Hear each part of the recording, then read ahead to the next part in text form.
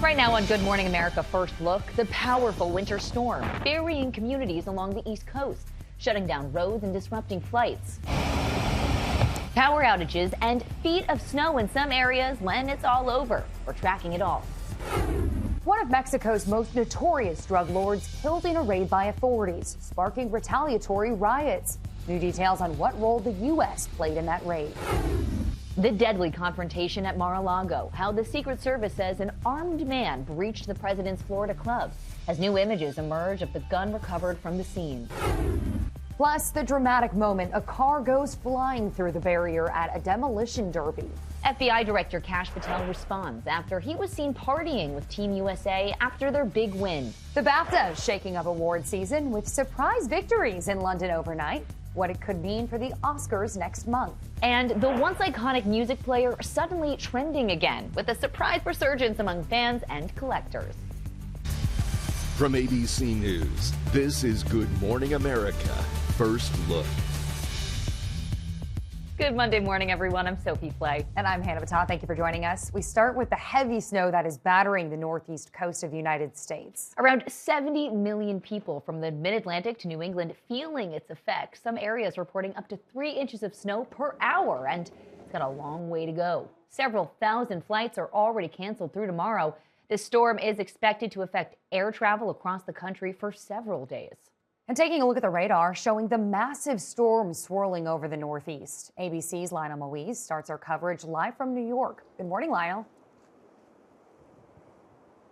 Good morning, guys. Yeah, it looks like a winter wonderland, but really a serious situation. And authorities are warning people along the Northeast to just stay off the road so they can do their work. The snow has been coming down constantly, and it is blowing sideways, making it very hard to see and very dangerous to drive. Overnight, a powerful nor'easter slamming the East Coast from Virginia to New England, unleashing dangerous winds, coastal flooding, and dumping up to 2 feet of snow. Horizontal, vertical, even diagonally. That's how the snow is falling right now. It really is something to see. 7 states declaring a state of emergency. Hopefully everybody stays home and doesn't come out in this. It's not safe. More than 40 million people under a blizzard warning, including New Jersey, which hasn't seen a statewide warning of this magnitude in 30 years. Tens of thousands of customers in the state were without power overnight. Parts of Massachusetts could see wind gusts topping 70 miles per hour, creating whiteout conditions, making travel extremely dangerous. Do not be on the roads. The fewer vehicles on the streets, the faster our teams can clear roads and respond to emergencies. New York City issuing a travel ban until noon today for all vehicles, shutting down streets, highways, and bridges. New Jersey Transit and the Long Island Railroad suspending service, and in Philadelphia, buses are no longer running. The storm also paralyzing major airports with more than 7,000 delays and nearly 3,500 cancellations Sunday, leaving some passengers stranded. People that got canceled aren't going to get a flight to Thursday if they're lucky. Schools canceled today throughout the Northeast, with many districts switching to remote learning. But in New York City, Mayor Zohran Mamdani opting for a traditional snow day, calling one student to share the good news. Hi, Victoria. Hi. So I thought as the mayor, I wanted to call you and give you some news. We've got a full snow day tomorrow. No online school, yes. No remote learning, full classic snow day.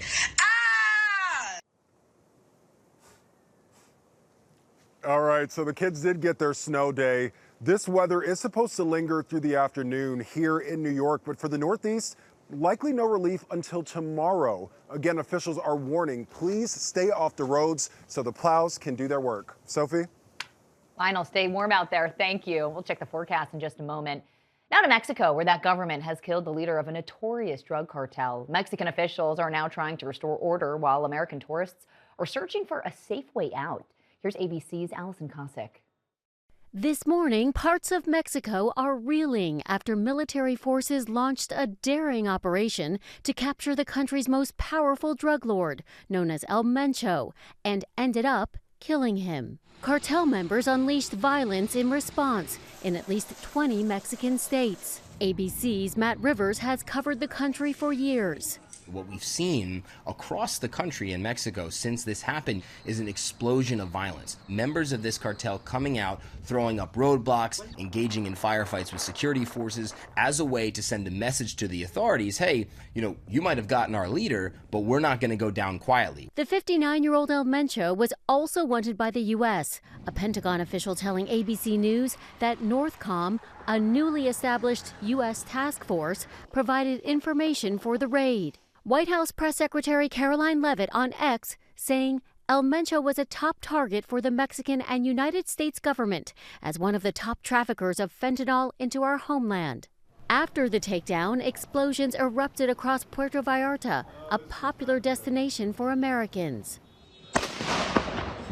Even a Costco store on fire. It didn't burn down, but there's definitely buildings where vehicles around it on fire. The violence forcing the Puerto Vallarta airport to suspend all flights, stranding many U.S. citizens trying to get home. Yeah, I mean, at first we were like, what's going on? We have not been able to find the flight back. Even if we hear that the airport is secure and there's military people around the airport keeping it safe, getting there and the hour drive to the airport is the concerning part. We don't know what we may find along the way. At the time of the raid, U.S. citizens in Puerto Vallarta were told to shelter in place until further notice. Mexico authorities say order is gradually being restored. Sophie, Hannah?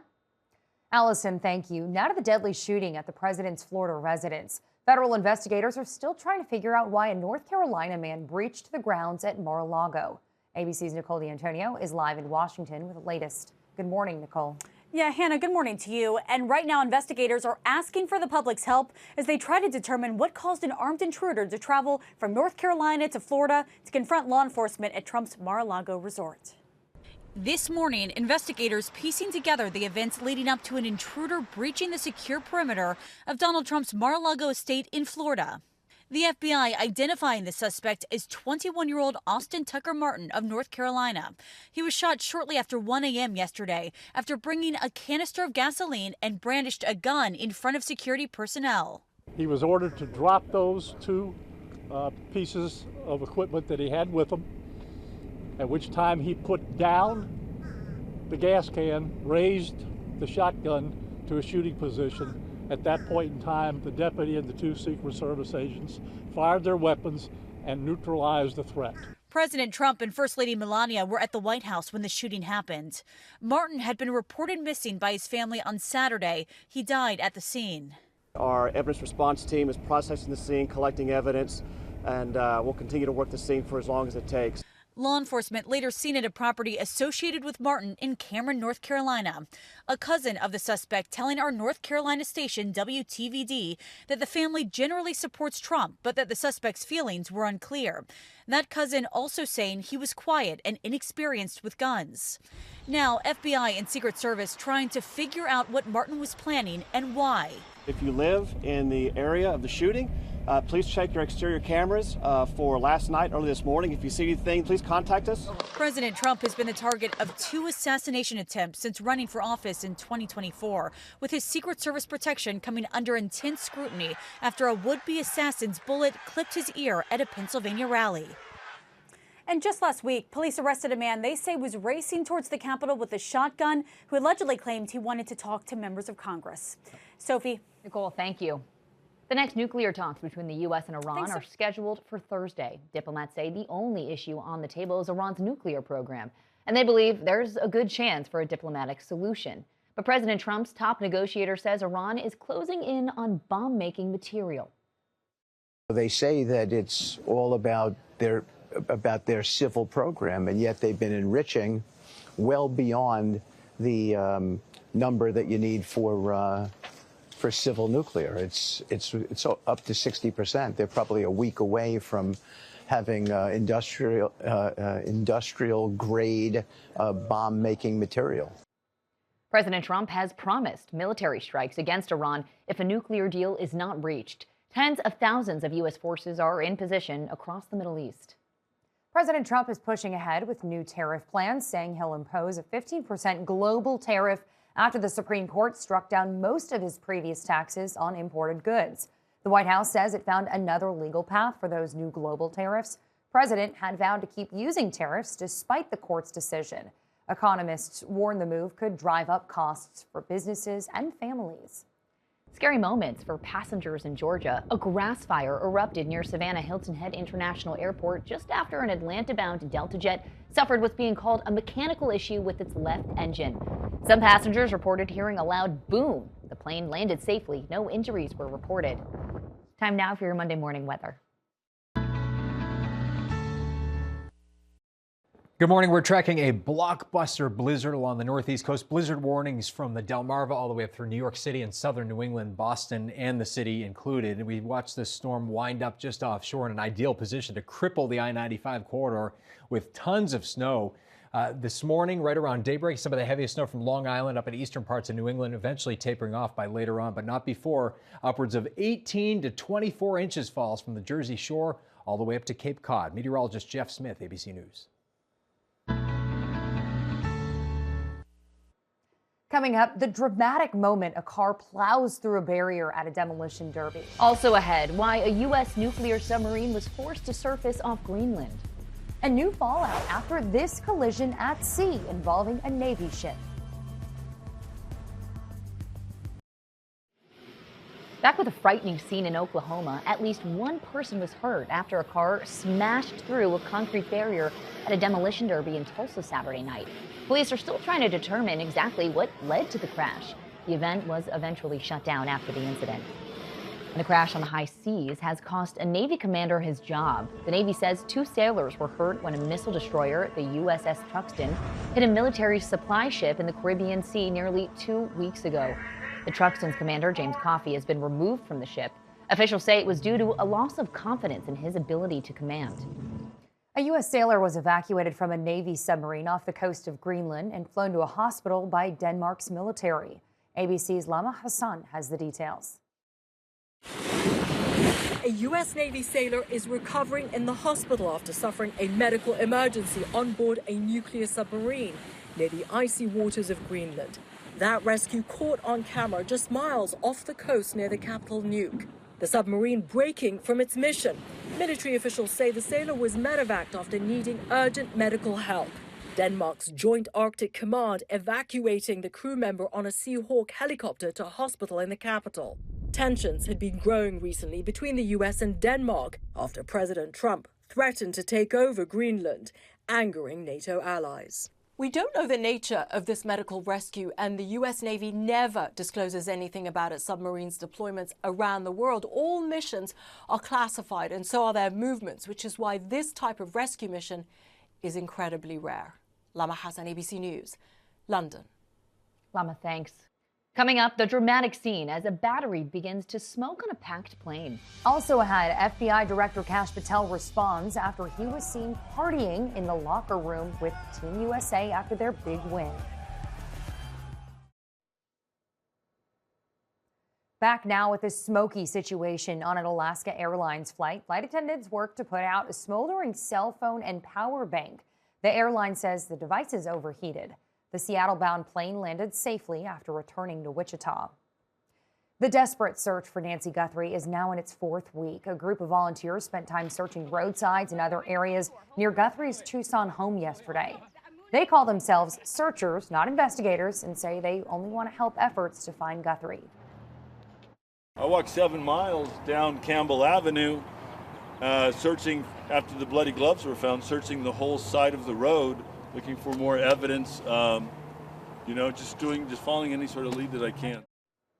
Last week, DNA from a glove found near Guthrie's home failed to match any profiles in a national DNA database. Now to the Winter Olympics, wrapping up after the Americans stunned Canada's hockey team. In the locker room, celebrations drawing attention with FBI Director Kash Patel joining the team after the historic win. McClanahan is there. The puck is still loose. 11 seconds. You've got 46 years after the U.S. defeated the Soviet Union in a stunning upset known as the Miracle on Ice. You believe in miracles? Yes! This morning, the men's hockey team celebrating another dramatic win, this time over rival Canada on the final day of competition. For much of the game, the score tied at 1-1. Goalie Connor Hellebuck keeping the Americans alive by stopping 41 shots. In 3-on-3 overtime, a bruised and bloody Jack Hughes battled through to score the game winner. The win costing him parts of 2 teeth. Actually, my first thought was I looked down the ice and saw my teeth. I was like here we go again. I know the last time that happened, it wasn't very fun. Hellebuck celebrated draped in the American flag, echoing Jim Craig in 1980. In a touching tribute, the team honored former teammate Johnny Gaudreau, killed along with his brother more than a year ago, by celebrating on the ice with Gaudreau's number 13 jersey. Just a subtle reminder that, him, his brother, that they're kind of with us in spirit. Then a wild scene in the locker room with FBI Director Kash Patel even spotted celebrating with the team, appearing to chug a beer before raising the bottle in the air, spraying it across the locker room. Patel dismissing critics who questioned why he was in the locker room. For the very concerned media, yes, I love America and was extremely humbled when my friends, the newly minted gold medal winners on Team USA, invited me into the locker room to celebrate this historic moment with the boys. Meanwhile, 2 cauldrons were extinguished in Cortina and Verona last night as the Winter Olympics came to a spectacular close. Team USA set a record with 12 gold medals in these Winter Games, securing an overall medal count of 33. Europe will host the Winter Games again in 2030 in the French Alps. All right, coming up, the big winner is at the BAFTAs. Why iPods are all the rage again.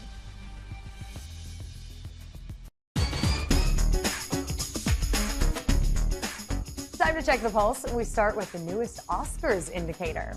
The British Film Academy handing out the BAFTA Awards. The big winner was one battle after another, winning 6 awards, including Best Picture. Jessie Buckley won Best Actress for her role as Shakespeare's wife in Hamlet. She's the first Irish BAFTA winner for Best Actress. And in a big upset, Robert Aramayo won for Best Actor for his part in I Swear, an independent drama about people living with Tourette syndrome. And remember, the Oscars are here on ABC Sunday, March 15th. Okay, and here's your reminder to not throw away old things. Okay, remember iPods? Yes. How could you forget? They're hot again. It seems every music format eventually has a revival, and this might be it for the iPod. Its hashtag on Instagram points to nearly 2 million posts, and YouTube has tons of videos about reviving and upgrading iPods. The comeback is seen as both nostalgic and as Gen Z's reaction to feeling overwhelmed by life online. Now to a stuffed toy that's a real hit. People are going bananas over this IKEA offering. 7-month-old Punch the Monkey went viral, stealing the internet's heart after being spotted hugging this stuffed orangutan as a replacement for his mom. His story has led shoppers to IKEA's website to find their own version of the doll. The company's actually sold out, and resale prices are now skyrocketing. Some sellers are asking upwards of $350 for that cute plush. Everyone is obsessed with Punch. How could you not be? He is adorable. And finally, one man definitely made the best of a flooding situation in Hawaii. Check out this surfer during a torrential rainstorm in Oahu. He decided to hang 10 on a flooded road. Look at that! Pretty impressive. Top headlines next.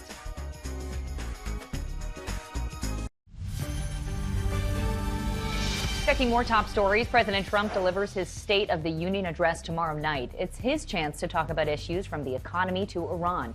The president has reportedly offered an invitation to the gold-winning U.S. men's hockey team. France is summoning U.S. Ambassador Charles Kushner over the Trump administration's comments following the beating death of a far-right activist, which the State Department blamed on left-wing militants. Paris rejected the use of the incident for what it called political ends.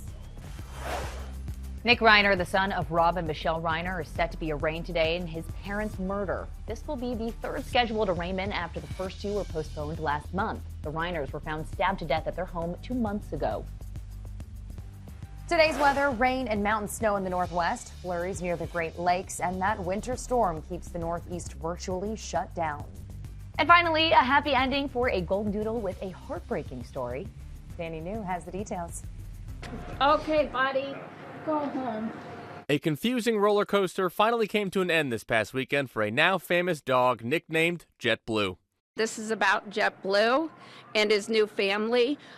This boy deserves to never be abandoned again. Danielle Roth here runs Retriever Rescue of Las Vegas, which was contacted about 3 weeks ago by Las Vegas Metro PD Well, we're back with a dog left alone. After authorities say JetBlue was abandoned by his owner at the airport's JetBlue ticket counter. That woman was then arrested and had 10 days to claim him. That did not happen. During those 10 days, we reached out to the woman that was charged. She hung up on us. But fast forward to this past Saturday during a much happier occasion captured by our station in Las Vegas, when JetBlue was actually adopted by one of the responding officers that day, Officer Skeeter Black and his family. We're going to enjoy him. He's going to be very much loved. And yeah, we're just excited. Needless to say, Officer Black was not the only applicant. Danielle sent me this video of the rescue's inbox, which received more than 10,000 emails and around 3,000 applications from all over the world. Thankfully, though, the love has spilled over to other dogs. At the doggy daycare behind the press conference, dogs like Hutch here were getting adopted too. Not to mention the shelter has also received thousands of dollars in donations, thanks in large part to the bravery of one really cute dog. JetBlue Airlines donated $6,000 when they heard about his story. That got doubled by an amazing, that got doubled. And I'm not allowed to say by who, but that was absolutely huge.